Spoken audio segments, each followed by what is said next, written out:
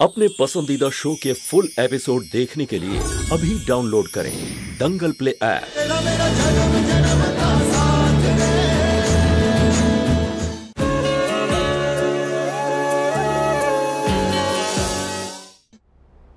काका साहब, क्या विधि सच कह रही है? क्या आपने ही उसे हवेली के बाहर कार से बचाया था? हाँ, ये एक पुरानी सी लंबी गाड़ी में बंधी हुई थी।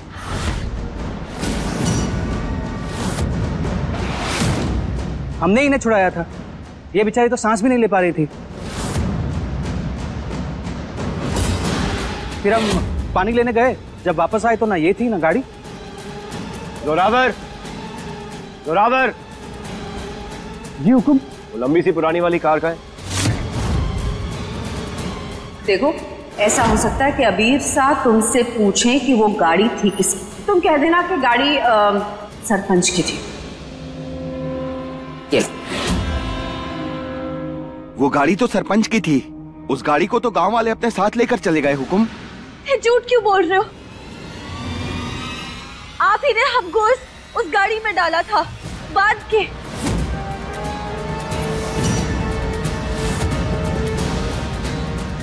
हे राम, ये सब झूठ है। मन्ना सर, ये झूठ बोल रहे हैं। हम आपको सच बताते हैं। हम बता रहे हैं ना कि... आप कितनी शातिर हो तुम, इतनी अच्छी प्लानिंग करती हो, कमाल की प्लानिंग करती हो। त्रिशाला के साथ साथ उनकी मॉम को भी फंसा रही हो।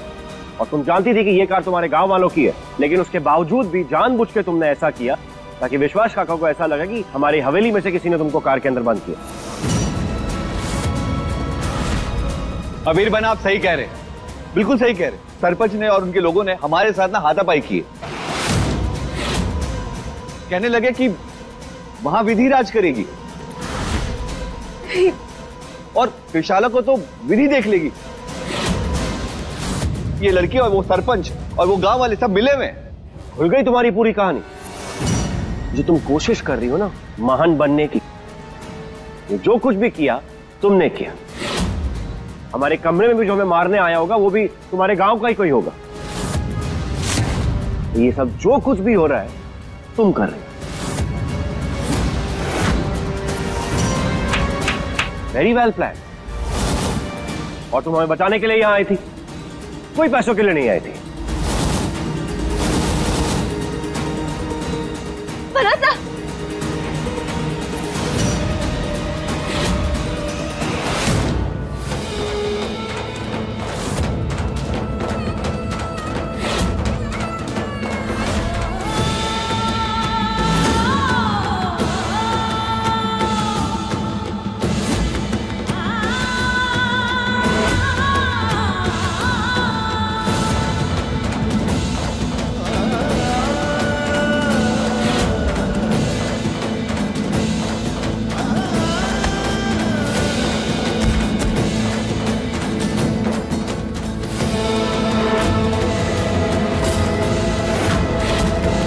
एक बात याद रखना, हम तुम्हें अपनी पत्नी के रूप में कभी स्वीकार नहीं करेंगे।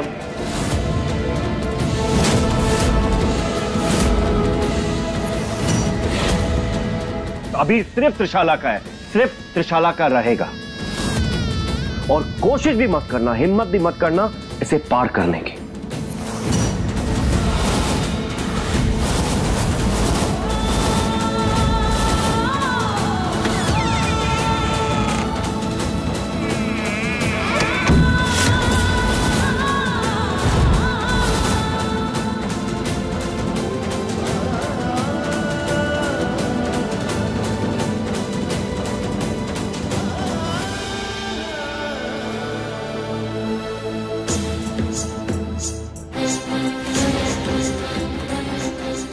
मन्ना साहब सही कह रहे हैं। हमारी इस घर में कोई जगह ना है।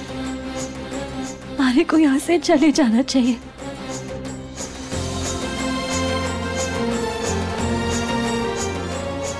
बड़ी बड़ी बातें ना कर विधि, तो हमारी आंखों में मिर्ची तुमने डाली थी। अगर हम यहाँ से चले गए तो वो गांव वाले, इस परिवार पे फिर से खतरा आ जाएगा। कैसी दुविधा में आपने डाल दिया। हम ना यहाँ रह सकते हैं ना यहाँ से जा सकते हैं। क्या करें हम?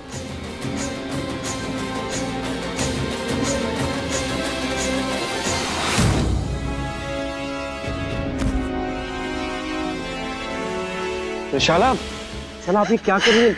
आप प्लीज रोइए मत। त्रिशाला प्लीज। कैसे नहीं रोए अभी? इस मंडप में हमारी जिंदगी की नई शुरुआत हो रही थी अभी, और इसी मंडप में हमारे सारे सपने भस्म हो गए। ये फूल देख रहे हैं आप? ये फूल सिर्फ सजावट नहीं थे, ये फूल हमारे प्यार की निशानी थी अभी।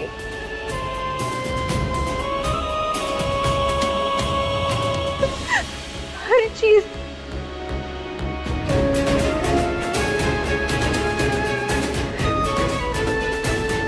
ये चुनरी देख रहे हैं आप? इस चुनरी पे हमने स्पेशल ऑर्डर देकर जरी लगवाई थी, खास तोमर खानदान की निशानी की, क्योंकि अब हमें लगा था कि हम अब मिसेस अबीर तोमर बनने वाले हैं। लेकिन दोबारा आपकी इसी मंडप में उस मेरी से शादी हो गई और हमारे सारे सपने बस हो गए।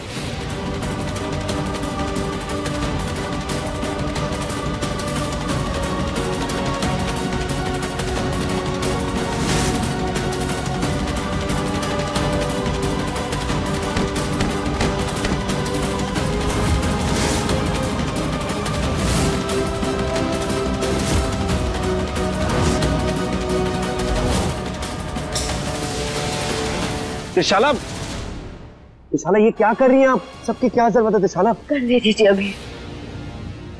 हमने अपना प्यार एक बार नहीं 2 बार खोया है। आज हमारे प्यार की हार हुई है। जब हमारी जिंदगी में राख लिखी है तो हमारे चेहरे पर क्यों नहीं? त्रिशाला, हमारे प्यार की हार नहीं हुई है और ना कभी होगी, आप याद रखना। और ये सब जो कुछ भी हुआ ये विधि की वजह से हुआ, तो आप प्लीज हमारे प्यार पर सवाल ना उठाएं।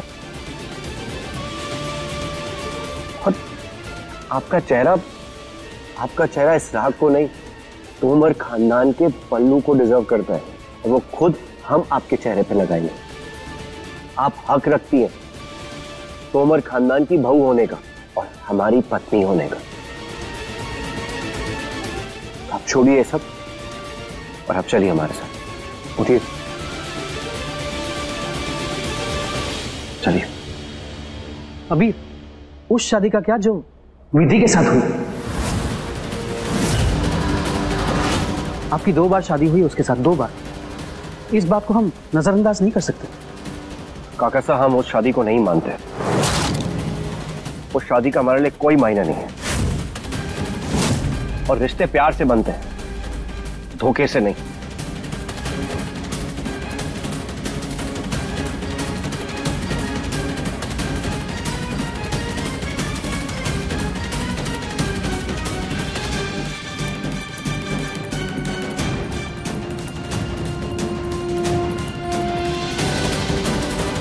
जो हुआ सही हुआ। अब अबीर उनके साथ है जिनके साथ उन्हें होना चाहिए, यानी कि त्रिशाला के साथ। और वो विधि उस जगह पहुंची गई जहां उसे होना चाहिए, हमारे घर की दहलीज के बाहर।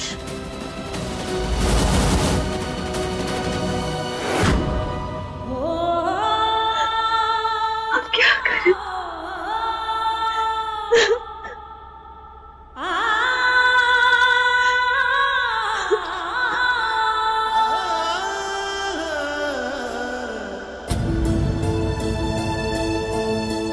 तुम विधि हो ना? जी, क्षमा करें। जीवती रहो। हम अबीर के दादा साहब। आप यहाँ? हम यहाँ ये देखने आए कि तुम ठीक हो ना। हम जानते हैं अबीर तुम्हारे बारे में क्या सोचता है। गलत है वो। हमें पूरा विश्वास है तुम पर कि तुम सही हो। आप इतने विश्वास से कैसे कह सकते हैं कि मैं सच कह रही हूँ? हमें पता चला है कि हम पूजा तुमने की है।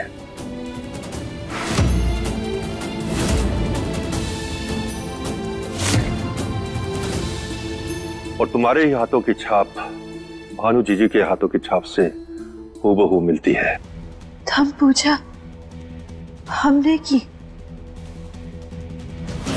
जिसके हाथों की छाप भानु जीजी के हाथों की छाप से मेल खाती है वो भानु जीजी की परछाई है, और जो भानु जीजी की परछाई है वो कभी गलत हो ही नहीं सकती। भानु जीजी वो कौन है? भानु जीजी हमारे स्वर्गीय भाई साहब का प्यार थी, अटूट प्यार।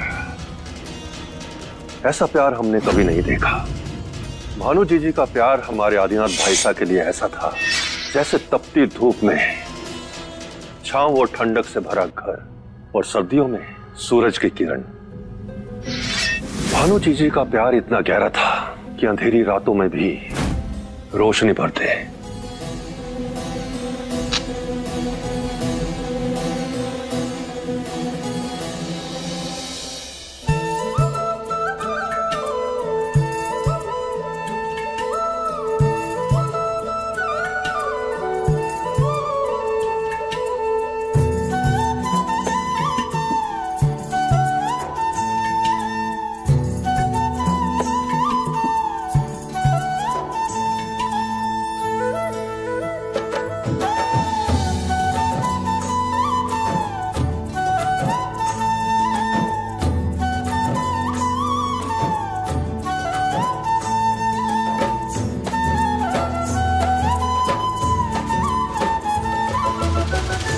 आदिनाथ भाई साहब भानु जीजी के लिए सिर्फ प्यार ही नहीं थे, उनके साथी थे। उनको शिक्षा देने वाले, उनको दिशा दिखाने वाले, और उनके सच्चे दोस्त भी थे जो उनकी हर गलती को मुस्कुराकर सुलझा देते थे।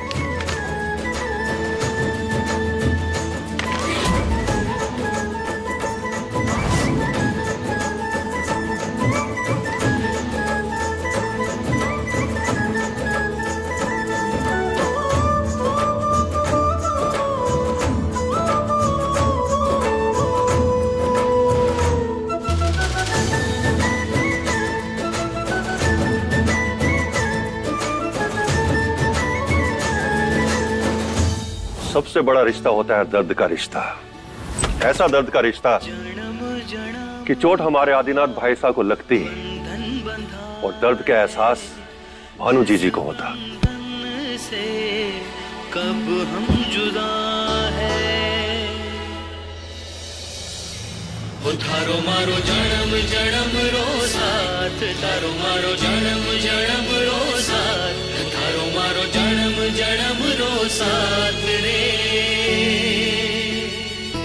वो तेरा मेरा जन्म जन्म का साथ, तेरा मेरा जन्म जन्म का साथ, तेरा मेरा जन्म जन्म। अटूट था उनका प्यार।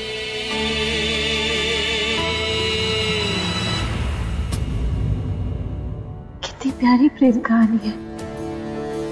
दोनों की जिंदगी अभी कितनी अच्छी रही होगी ना। नहीं, ऐसा नहीं हो सका। वो दोनों एक दूसरे से इतना प्यार करके भी कभी एक नहीं हो पाए। उन दोनों का ये रिश्ता किसी को नहीं भाया। आदिनाथ भाई साहब एक राजकुमार थे और भानु जीजी एक साधारण लड़की थी। उन दोनों ने समाज की इस रूढ़िवादी प्रथा को बदलने की कोशिश की, लेकिन बदल नहीं सके। समाज ही नहीं, रानी हुकुम, हमारी और आदिनाथ भाई साहब की माँ, उनको भी ये रिश्ता मंजूर नहीं था। वो भी नहीं चाहती थी कि आदिनाथ भाई साहब का ब्याह भानु जीजी के साथ हो। वो चाहती थी कि आदिनाथ भाई साहब का ब्याह किसी होनहार और पढ़ी लिखी लड़की के साथ हो, और उन्होंने शगुना को चुना। भानु जीजी ही थी जिन्होंने आदिनाथ भाई साहब को इस ब्याह के लिए मनाया, और उनकी ये प्रेम कहानी अधूरी रह गई। और देखो, इस भाग्य को भी, इस प्यार को अंत में एक करना ही था। जो प्यार, जो रिश्ता पिछले जन्म में बन नहीं पाया, वो इस जन्म में बन गया। तुम भानु जीजी की परछाई हो। अबीर को तो हम बचपन से देखते आ रहे हैं। उसके हाव भाव सब कुछ आदिनाथ भाई साहब जैसे हैं। वो हूबहू आदिनाथ भाई साहब का दूसरा रूप है। विधाता ने पिछले जन्म में जो नहीं किया वो इस जन्म में कर दिया।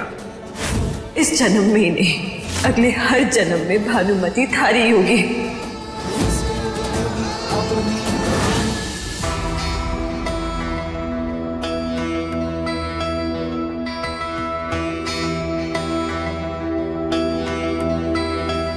आप ये डिजर्व करती हैं त्रिशाला। आप हमारा सच्चा प्यार है त्रिशाला।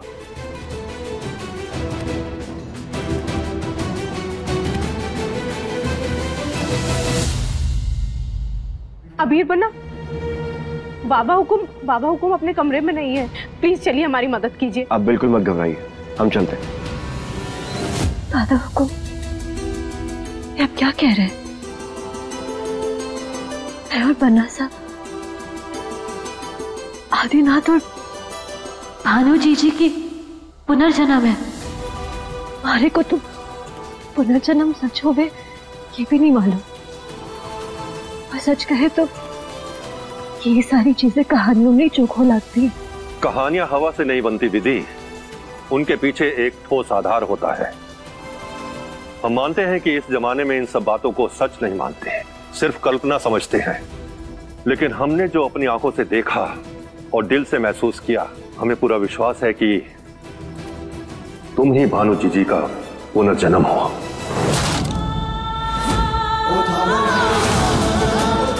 भानु जीजी आदिनाथ भाई साहब और इस परिवार को बचाने के लिए कुछ भी कर सकती थी, और तुम भी उन्हीं की तरह इस परिवार को बचा रही हो। हम जानते हैं कि तुम सोच रही होगी कि हम बुढ़ापे में कुछ भी आएं बाएं शाएं बके जा रहे हैं।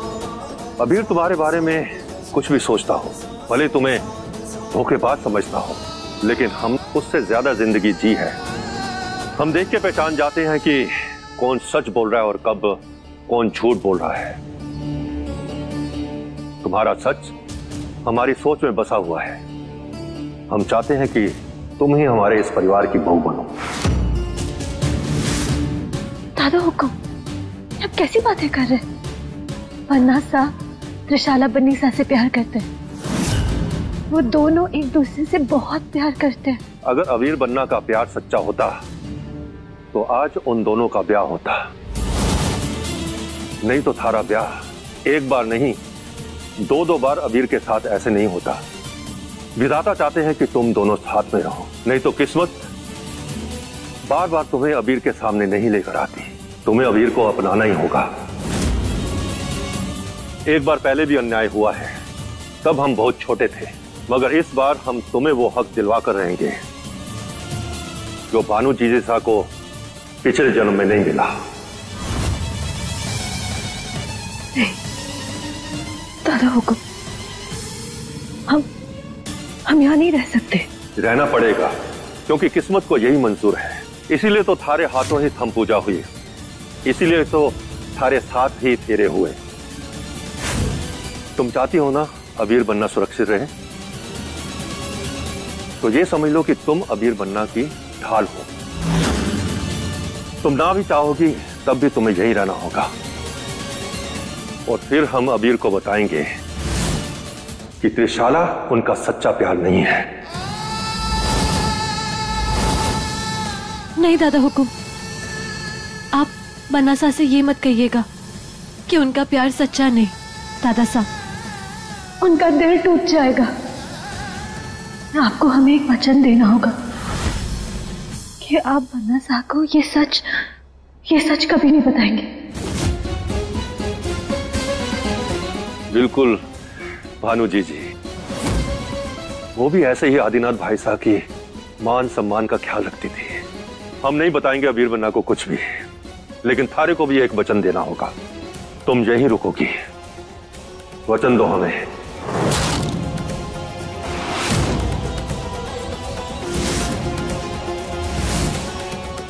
कैसे बताओ थारे को दादू साहब कि आप जैसे बन्ना साहब की जीवन की ढाल समझ रहे हो, उसके पास खुद जीने के सिर्फ 4 दिन बचे हैं। पर वचन है हमारा, जब तक जी रही हूं बन्ना साहब की पत्नी होने का पूरा धर्म निभाऊंगी।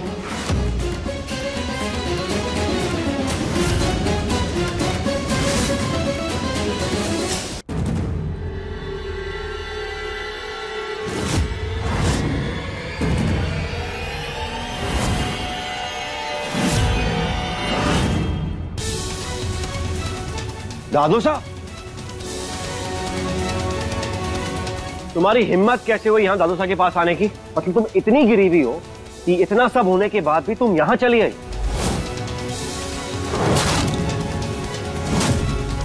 नहीं, वो इसलिए क्योंकि तुम्हारी बात हमारे सामने बनी नहीं, अब तुम यहां पे दादू साहब को चोट पहुंचाने आई हो। अबीर बन्ना, किसी को कुछ बोलने से पहले माजरा क्या है समझ लिया करो। हम इनसे यहां मिलने के लिए आए थे। दादू साहब, आप ये धोखेबाज के साथ। शब्द को ठीक से चुनो अबीर। तुम तोमर खानदान से हो और जिसके बारे में बात कर रहे हो वो भी अब तोमर खानदान की बहू है।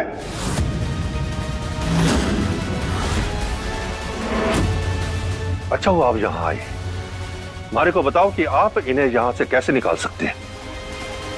वो इस घर की बहू हैं, इन्हें मान सम्मान के साथ हवेली में लेकर जाइए।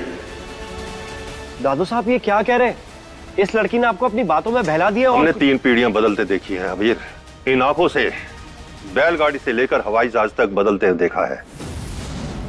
वो इस हवेली में आएंगी, ऐसा हम चाहते हैं।